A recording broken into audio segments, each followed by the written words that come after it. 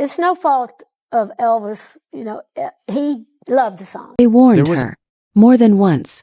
People who had been in Nashville long enough to know how these things end. They pulled her aside, lowered their voices, and told her to be careful. That this industry had a way of breaking women who didn't know their place.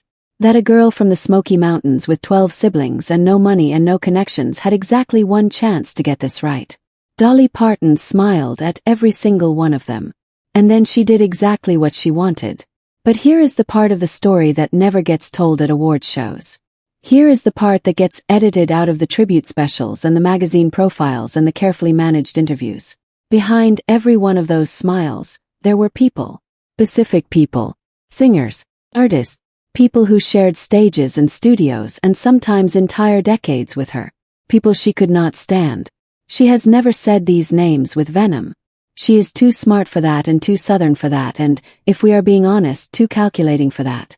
Because Dolly Parton understood something very early in her career that most artists never figure out at all. That silence, deployed correctly, is louder than anything you could ever say out loud. But silence is not the same as peace.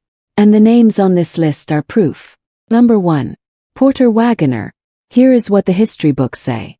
Porter Wagoner gave Dolly Parton her big break. He put her on national television. He recorded duets with her that charted across the country.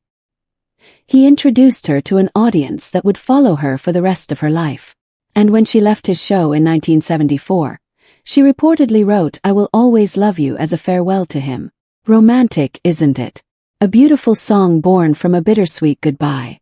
Here is what the history books leave out.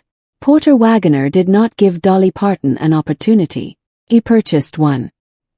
He saw a young woman with a voice that could stop traffic and a songwriting gift that came along once in a generation, and he structured an arrangement that would keep her output flowing in his direction for as long as he possibly could. He managed her bookings. He controlled her recordings.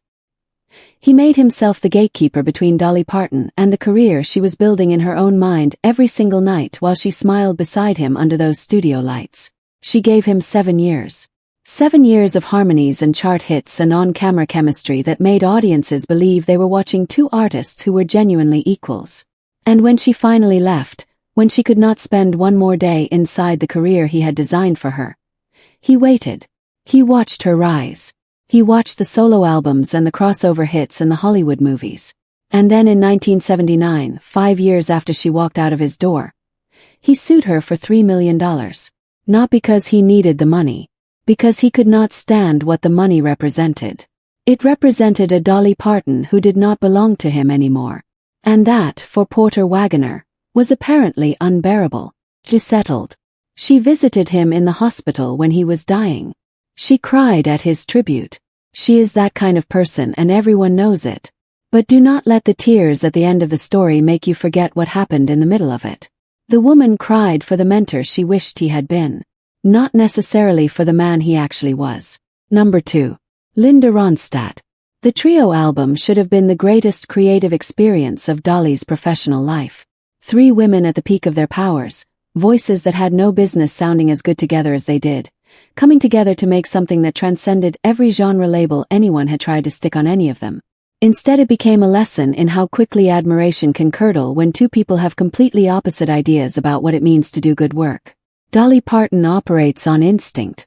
She trusts the first thing her voice does because she has been singing since before she could read, and her instincts have never once failed her. She walks into a studio the way some people walk into a kitchen, with total confidence, no recipe, and an understanding that the result will be good because it always is. Linda Ronstadt walked into a studio the way a surgeon walks into an operating room. Nothing left to chance. Nothing accepted that was not absolutely perfect. Hour after hour on a single phrase. Session after session on a single song. And Dolly, sitting there watching time disappear into Linda's perfectionism, felt something she had not felt since the Porter Wagoner years. Crap. She said later she wanted to scream.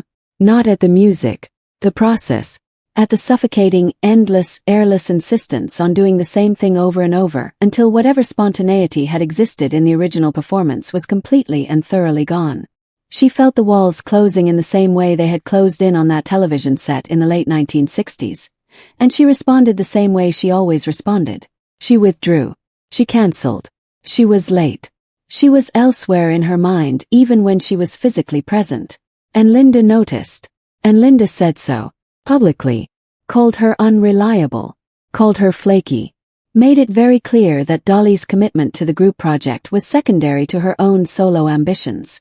Those words circled back to Dolly the way words always do in this industry.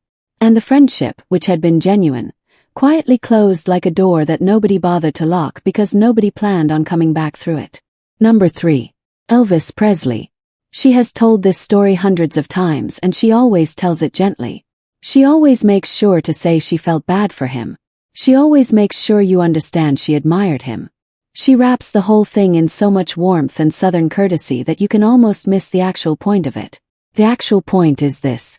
Elvis Presley's team came to Dolly Parton and told her that if the king was going to record her song, she was going to hand over half of everything it would ever earn forever. And they said it the way people say things when they are accustomed to no one saying no to them. With total confidence. With the full weight of the most famous name in American music behind every single word. And Dolly said no. Not reluctantly. Not apologetically. Not with the kind of extended deliberation that might suggest she found the decision difficult. She said no because she had already done the calculation and the calculation was simple. That song was the foundation of her publishing catalog. Giving away half of it would not have been a business decision. It would have been a surrender. And Dolly Parton had not walked out of Porter Wagoner's shadow to immediately walk into someone else's. What followed was not a feud in any dramatic sense. There were no screaming matches, no public statements, no tabloid stories. What there was, according to Dolly, was a coldness. A perceptible shift in how Elvis regarded her after the rejection. She has said she does not believe he ever truly forgave her. That the man who had everything could not process being told by a young woman from Tennessee that her work was worth more than his name. The irony, which Dolly has savored quietly for decades, is that Whitney Houston eventually recorded that song and turned it into one of the defining recordings of the 20th century. Every royalty check was 100% Dolly's. Every single cent. She has called that outcome an answer to prayer. She does not say whose prayer specifically. Number 4. Howard Stern. Every person on this list underestimated Dolly Parton in some way. Porter thought she could be owned. Linda thought she could be controlled by a recording schedule. Elvis's team thought her price could be named. What Howard Stern thought was simpler and in some ways more insulting than all of it. He thought she could be mocked. In 2008, his production team took recordings of Dolly's actual voice from her own audiobook and edited them into a fake interview. They constructed a version of Dolly Parton that said racist things, crude things, deeply personal and humiliating things, and they played it on national radio to an audience of millions and they laughed. Because to Howard Stern and the people around him, Dolly Parton was a costume, an exaggerated country persona. The big hair and the big laugh and the self-deprecating jokes about her own appearance. Something to be parroted. Something that could absorb any kind of treatment because it was not really a person, it was a character. What they discovered is that the character and the person are the same woman. Dolly's public statement was unlike anything she had ever released in her life. She said she had never been so shocked, so hurt, and so humiliated. She said if she was ever going to take anyone to court, it was going to be over this. Dolly Parton. Threatening a lawsuit. Over words. Stern did not apologize. He explained, which is not the same thing. He suggested people were too sensitive, which is the thing people say when they know they went too far and are not prepared to admit it. She waited 15 years. In 2023 she walked into his studio, sat across from him, and conducted herself with a composure that must have been extraordinarily difficult to maintain. He called her a legend. He treated her with a deference he extends to almost no one. And she smiled the smile. The one you now understand a little better than you did before. She won that room completely. Which was almost certainly the entire point. Number 5. Jeff Tweedy. The other 4 names on this list hurt Dolly Parton in ways that are easy to understand. A mentor who tried to cage her. A collaborator who publicly dismissed her. A legend who could not accept her refusal. A broadcaster who weaponized her own voice against her. Those are large dramatic injuries. The kind that leave visible marks. What Jeff Tweedy did was smaller. And in some ways because of its smallness, it cut differently. Tweedy was asked about Dolly Parton in an interview, and he said something that was structured to sound like a compliment. He said she had written Jolene and I Will Always Love You on the same day, which is true and extraordinary. And then he said he thought she should have stopped after Jolene. That I Will Always Love You, the song she refused to surrender to Elvis Presley, the song Whitney Houston made immortal, the song that has played at more weddings and funerals and quiet private moments of grief and joy than almost any other recording in American history. That song, according to Jeff Tweedy, was the lesser work. The unnecessary one.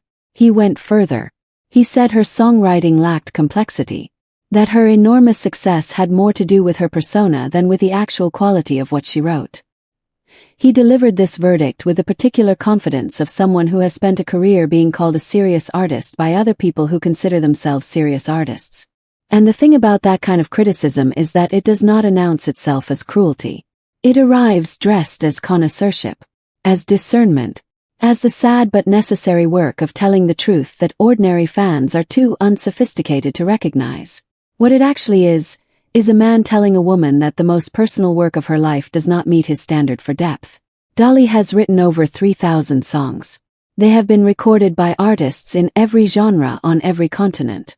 They have been translated into languages she cannot speak.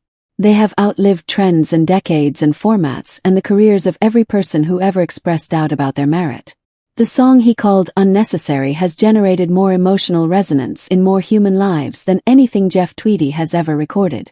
She said nothing in response, because she understood something he apparently did not. You do not defend Jolene. You do not defend I Will Always Love You. You do not defend a catalog that speaks in the voice of every person who has ever loved something they were afraid of losing. You let it play. 5 singers. 5 different flavors of the same fundamental mistake. They looked at Dolly Parton, at the rhinestones and the laugh and the carefully maintained warmth, and they saw something manageable. Something that could be shaped or owned or dismissed or used. Something that existed for their benefit and would absorb whatever they chose to give it. What they got instead was the most quietly formidable woman in the history of American music. She never raised her voice at any of them. She never needed to. Catalog speaks. The royalty checks speak. The sold-out shows and the Grammy stage and the library built in her name and the millions of children who learn to read because of her speak. Every person on this list is a footnote in a story Dolly Parton is still writing. And she is smiling while she writes it. That is, if you have been paying attention, exactly what she has always done.